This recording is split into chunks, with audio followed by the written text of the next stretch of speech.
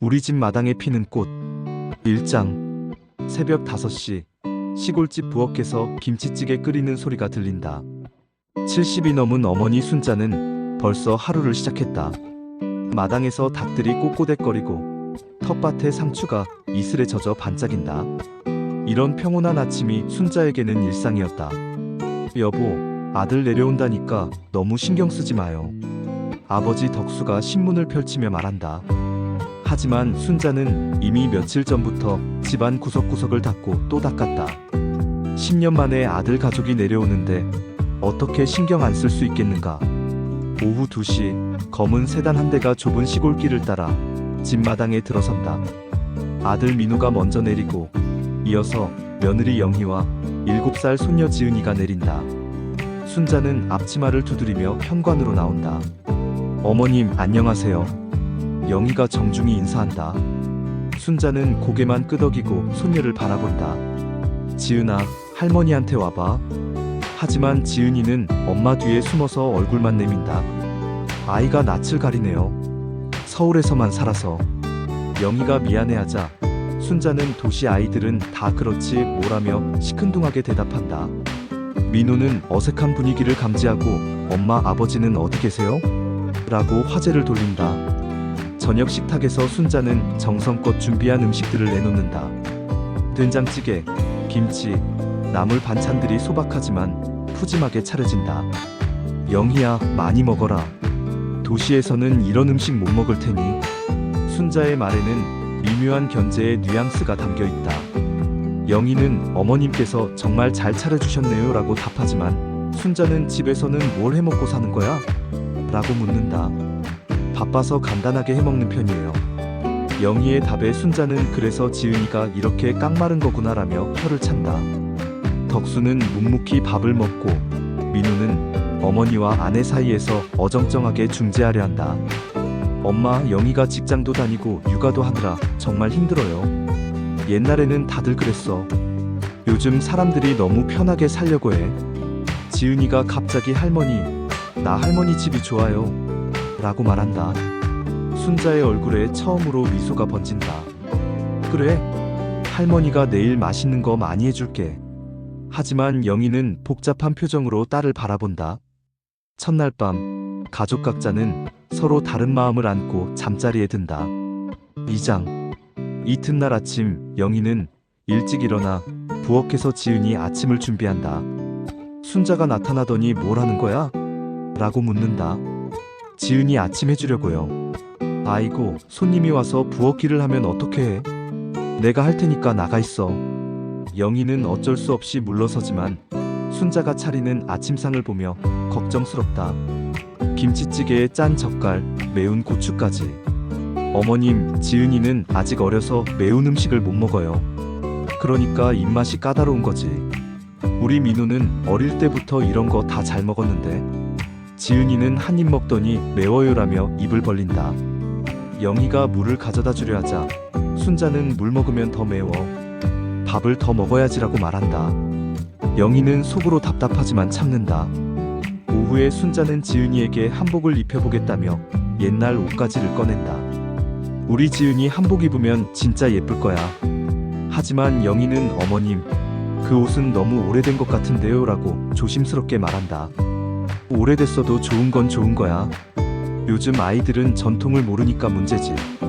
민호가 회사 전화를 받으며 서울로 올라가야 한다고 하자 순자는 또 일이야? 가족이랑 있는 시간이 더 중요하지 않아? 라며 불만을 드러낸다. 영희는 어머님, 민호도 어쩔 수 없는 일이에요 라고 감싸지만 순자는 결혼하고 나서 부모보다 직장이 더 중요한가 봐라고 냉정하게 말한다. 저녁에 덕수는 손녀에게 옛날 이야기를 들려준다. 할아버지가 어릴 때는 말이야. 지은이는 눈을 반짝이며 듣는다. 하지만 순자는 요즘 아이들이 그런 옛날 이야기 이해나 할까? 라며 영희를 흘끔거린다. 영희는 지은이를 씻기면서 할머니가 무서워? 라고 묻는다. 아니에요. 근데 할머니는 왜 엄마한테만 그래요? 아이의 순수한 질문에 영희는 할 말을 잃는다. 밤늦게 민호와 영희는 작은 방에서 속삭인다. 당신 어머니가 너무 심하신 것 같아. 조금만 참아봐. 어머니 성격이 원래 그래. 3장. 사흘째 되는 날 순자는 영희의 육아 방식에 대해 본격적으로 불만을 터뜨린다. 지은이를 너무 애기 취급해. 7살이면 혼자서 밥도 먹고 옷도 입을 나이지. 영희는 서울에서는 아이들이 조금 늦게 자립하는 편이에요 라고 설명하지만 순자는 그러니까 문제라는 거야. 버릇을 잘못 들였어. 주방에서 영희가 지은이를 위해 달걀 프라이를 해주자 순자는 또 따로 해주는 거야. 있는 반찬 먹으면 되지. 지은이가 김치찌개를 잘 못 먹어서요. 우리 민우는 어릴 때부터 뭐든 잘 먹었는데 엄마가 너무 받아주니까 아이가 까다로워지는 거야. 영희의 눈에 눈물이 맺힌다. 하지만 시어머니 앞에서 울 수는 없다. 민우는 회사 일로 또 전화통화를 하고 있고 영희는 혼자 감당해야 한다. 오후에 순자는 영희에게 지은이 교육은 어떻게 시키는 거야? 라고 묻는다. 피아노랑 영어 학원에 다녀요. 요즘 애들은 돈 들어가는 것만 배우는구나. 인성교육이 더 중요한데. 영희는 인성도 물론 중요하게 생각해요 라고 답하지만 순자는 그런데 지은이 보면 예의가 없어. 어른한테 인사도 제대로 안 하고. 결국 영희가 폭발한다. 어머님, 지은이는 아직 어려요. 그리고 저도 최선을 다해서 키우고 있어요. 최선? 직장 다니면서 애를 제대로 키울 수 있겠어? 옛날에는 엄마가 집에 있어서 아이들이 반듯했어. 시대가 다르잖아요. 저도 일을 해야 생활이 되고. 영희의 목소리가 높아진다. 순자도 지지 않는다. 그럼 애를 왜 낳았어? 애 하나 제대로 못 키우면서. 민우가 급히 달려와 엄마, 영희야, 제발 그만해 라고 말리지만 이미 돌이킬 수 없다. 지은이는 무서워서 울기 시작한다. 엄마, 할머니, 왜 싸워요? 하지만 어른들은 감정이 격해져서 아이의 울음소리조차 듣지 못한다. 덕수는 한숨만 쉬며 방으로 들어간다. 그날 밤 가족은 각자 마음의 상처를 안고 잠들지 못한다. 4장. 넷째 날 아침 덕수가 마당에서 갑자기 쓰러진다. 여보.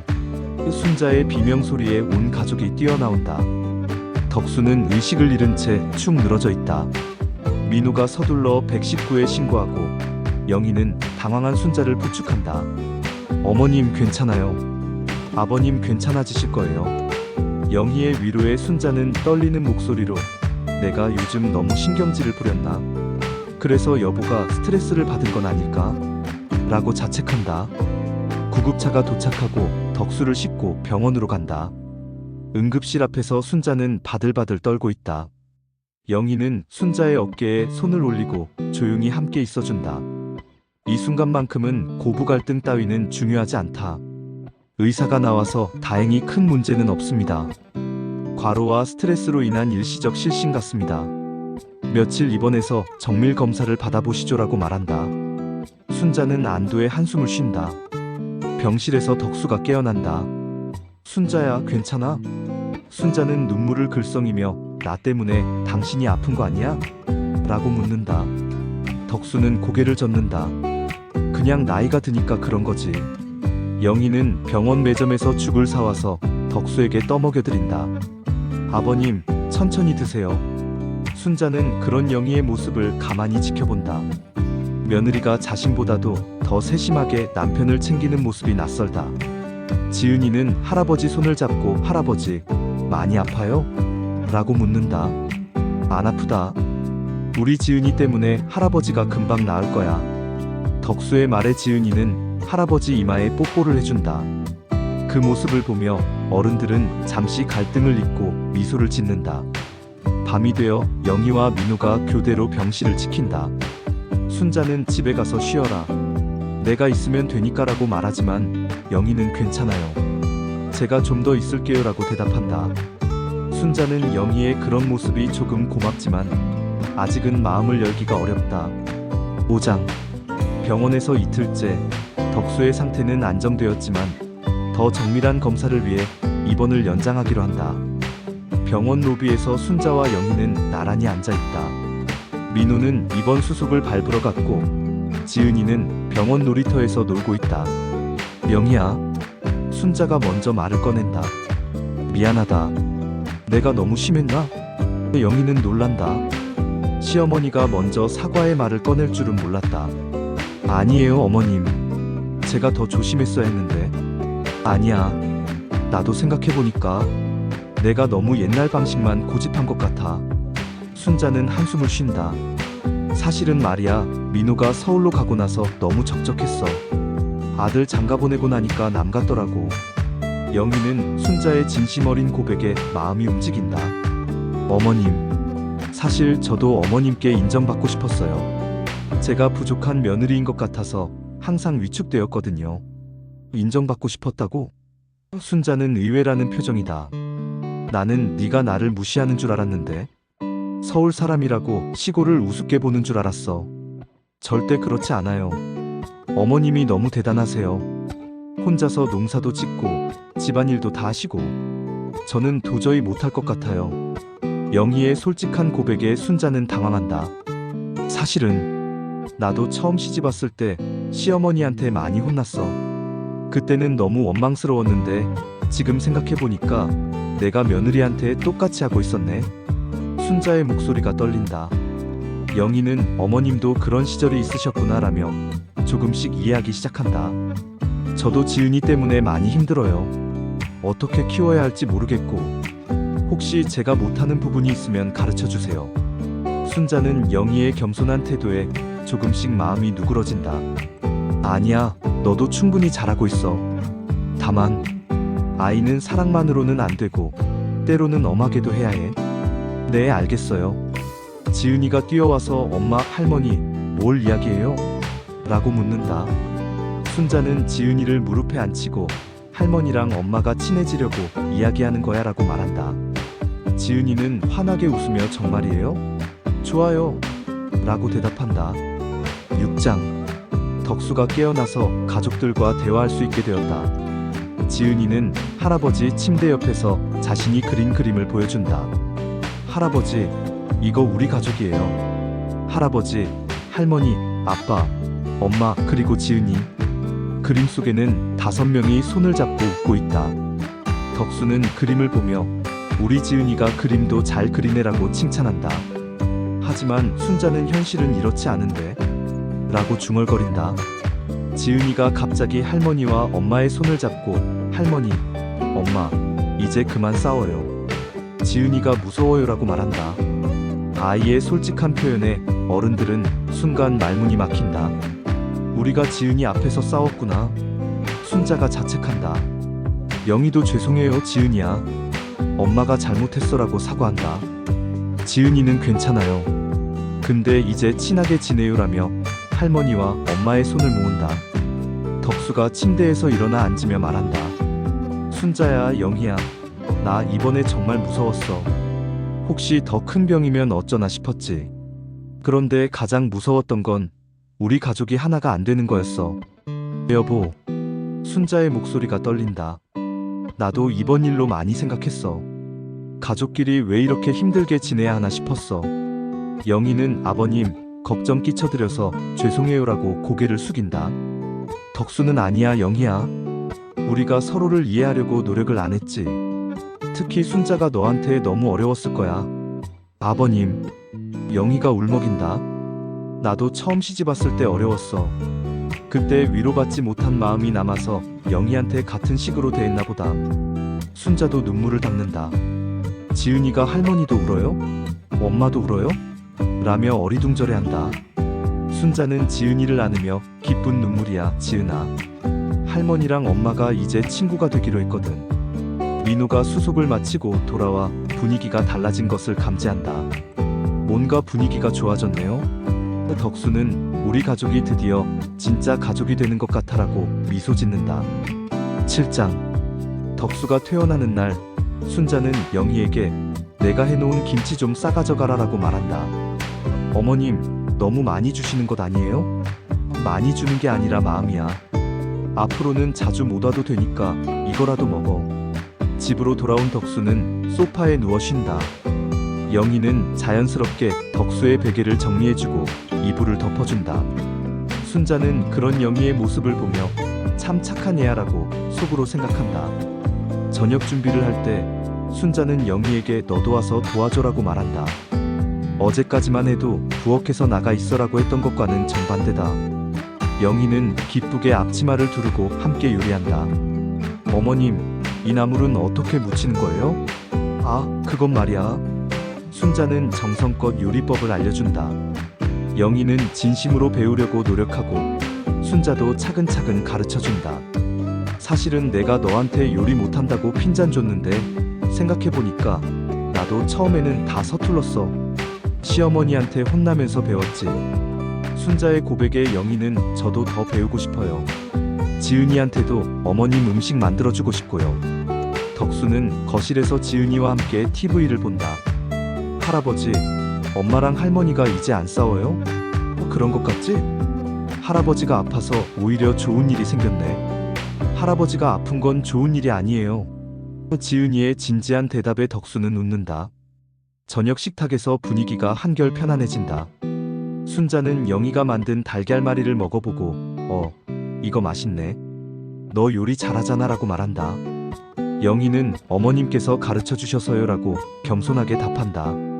민우는 어머니와 아내가 화목하게 이야기하는 모습을 보며 안도한다. 이제야 진짜 가족 같아라고 혼잣말한다. 덕수는 앞으로는 자주 내려와라. 서로 이해하고 지내면 되니까라고 말한다. 영희는 네, 아버님. 자주 올게요라고 약속한다.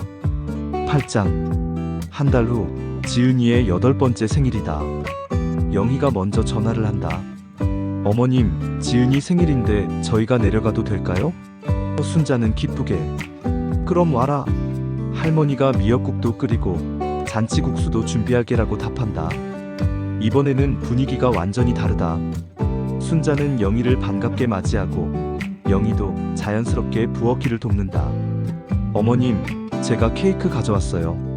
그래, 고마워. 할머니 음식이랑 엄마 케이크까지 있으면 지은이가 얼마나 좋아하겠어. 지은이는 할머니 품에 안겨서 할머니 보고 싶었어요. 라고 말한다. 순자는 할머니도 지은이 보고 싶었어. 많이 컸네. 우리 공주라며 머리를 쓰다듬는다. 마당에 작은 상을 차려놓고 온 가족이 둘러앉는다. 순자가 정성껏 끓인 미역국과 영희가 가져온 케이크가 함께 놓여있다. 생일 축하해, 지은아. 모두가 함께 박수를 친다. 할머니, 소원 빌어야 해요.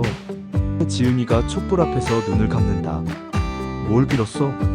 덕수가 묻자 지은이는 할머니랑 엄마가 계속 친하게 지내는 거요. 라고 대답한다. 어른들은 모두 뭉클해한다.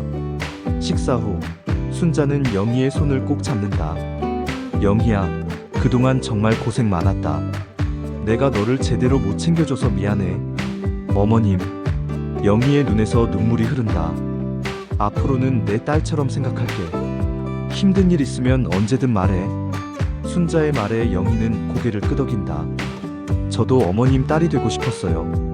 덕수는 이제야 우리 집에 웃음소리가 가득하구나라며 만족해한다. 민호는 아버지, 어머니, 그리고 영희까지 정말 감사해요라고 말한다. 지은이가 할아버지, 할머니, 이제 우리 매주 와도 돼요? 라고 묻는다. 순자는 그럼 언제든 와. 할머니가 맛있는 거 많이 해놓고 기다릴게라고 답한다. 해가 지면서 마당에 노을이 진다. 가족들은 평상에 둘러앉아 이야기꽃을 피운다. 순자는 영희에게 다음에 올 때는 지은이 옷 좀 가져와. 할머니가 바느질해서 예쁘게 해줄게라고 말한다. 정말요? 감사해요, 어머님. 영희는 진심으로 고마워한다. 그리고 어머님 김치 담그는 법도 배우고 싶어요. 그래, 그럼 다음에 김장할 때 와. 제대로 가르쳐 줄게. 민우는 부모님과 아내가 화목하게 이야기하는 모습을 보며 흐뭇해한다. 지은이는 할아버지 무릎에서 졸고 있고 덕수는 손녀를 조심스럽게 안고 있다. 우리 이제 진짜 가족이 된 것 같아. 덕수의 말에 모두가 고개를 끄덕인다. 순자는 영희의 손을 다시 한번 꼭 잡는다. 앞으로 많이 의지하자, 딸아. 밤하늘에 별이 떠오르고 시골집 마당에는 따뜻한 웃음소리가 울려 퍼진다. 오랜 갈등과 오해를 뒤로하고 진정한 가족의 사랑이 시작되는 순간이다. 지은이는 꿈속에서도 웃고 있고 어른들은 서로를 향한 새로운 마음을 품고 내일을 기다린다.